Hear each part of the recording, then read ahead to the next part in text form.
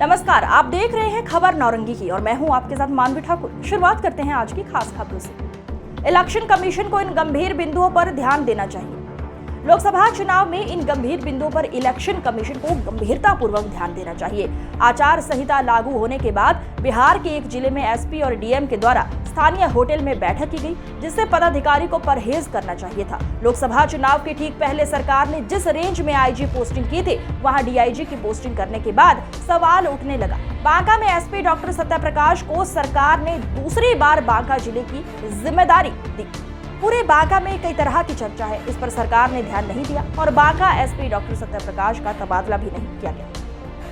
वहीं बांका जिला में बने हुए हैं इस तरह पटना सीनियर एसपी राजीव मिश्रा साहब को सरकार ने केंद्रीय प्रतिनियुक्ति से बुलाकर पटना सीनियर एसपी बनाया। केंद्रीय प्रतिनियुक्ति में राजीव मिश्रा को कम से कम अपने 3 सालों का कार्यकाल पूरा करना था, जो उन्होंने नहीं किया। और सवाल जब फिर बार बार उठने लगा जब पटना सीनियर एसपी राजीव मिश्रा साहब का प्रमोशन डीआईजी में हो गया। उसके बाद भी राज्य सरकार उन्हें पटना एसएसपी के पद पर रखी हुई है। सरकार ये कैसा संदेश आम जनमानस में देना चाहती है, ये हम नहीं बता सकते, लेकिन इन सब तबादलों पर कई तरह की चर्चाएं पर्दे के पीछे देखी जा रही हैं। हम सिर्फ सच दिखाने का जरिया है।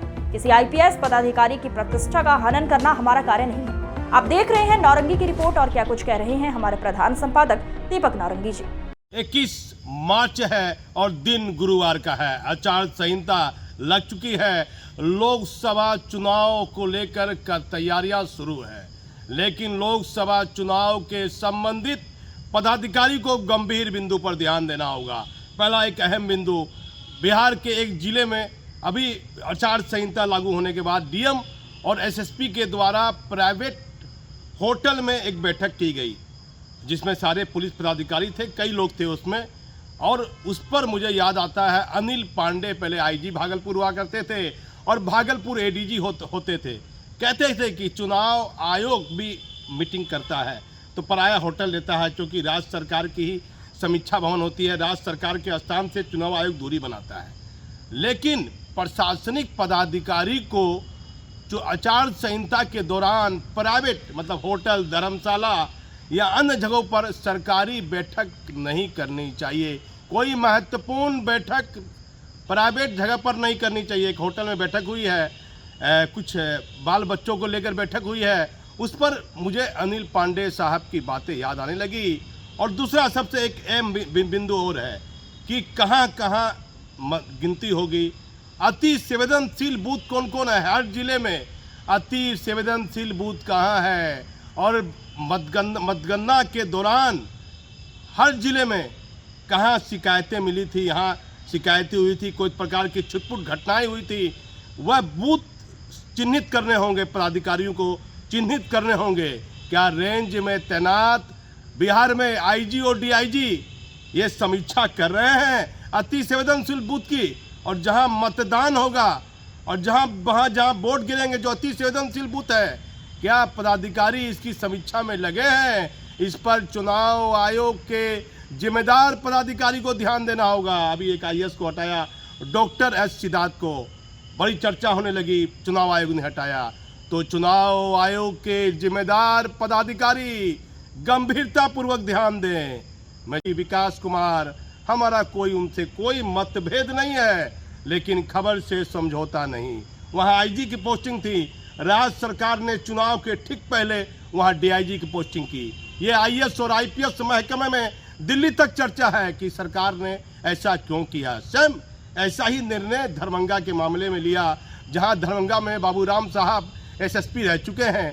दरभंगा के बाद उनकी पोस्टिंग भागलपुर एसएसपी होती है, भागलपुर एसएसपी के बाद उनका प्रमोशन होता है, बेगूसराय डीआईजी जाते हैं और बेगूसराय डीआईजी में 1 साल कार्यकाल पूरा होता है। वहां के बाद वह दरभंगा रेंज में जाते हैं। प्रशासनिक पदाधिकारी का मानना है कि बाबूराम साहब समस्तीपुर में भी एसपी रह चुके हैं और दरभंगा में भी एसएसपी रह चुके हैं और वापस वहीं डीआईजी में चले गए, जहां आईजी की पोस्टिंग थी। दरभंगा रेंज जो बड़ा चर्चा में रहा, दरभंगा रेंज में 24 दिनों में 3 आईपीएस की पोस्टिंग की। ध्यान देना होगा। मैं नहीं सब समाचार बनाना चाहता हूं, लेकिन मेरा काम ऐसा है कि लोग सोचते हैं कि व्यक्तिगत मुझे मेरे खिलाफ खबर बना रहा है, लेकिन हमारा ऐसा कोई उद्देश्य नहीं है। चलाता हूं डॉक्टर सत्यप्रकाश, बांका में दोबारा पोस्टिंग हुई, कई तरह की चर्चा हो रही है। चुनाव आयोग के जिम्मेदार पदाधिकारी को ध्यान देना होगा। Darbhanga Purnia DIG, Darbhanga DIG, Banka SP और पटना सीनियर एसपी राजीव मिश्रा, जिनको प्रमोशन के बाद भी राज्य सरकार पटना का एसएसपी बनाई हुई है। चुनाव आयोग के पदाधिकारियों को गंभीरता से विचार करना होगा।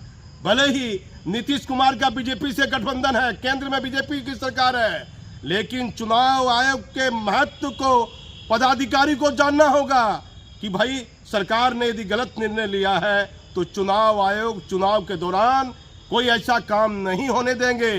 तो चुनाव आयोग के जिम्मेदार पदाधिकारी को पटना एसएसपी राजीव मिश्रा साहब, जो केंद्रीय प्रतिनियुक्ति से बीच में बुला लिए गए, जिनका 3 साल केंद्रीय प्रतिनियुक्ति में पूरा होना था और बीच में बुलाकर उनकी पोस्टिंग कर दी गई।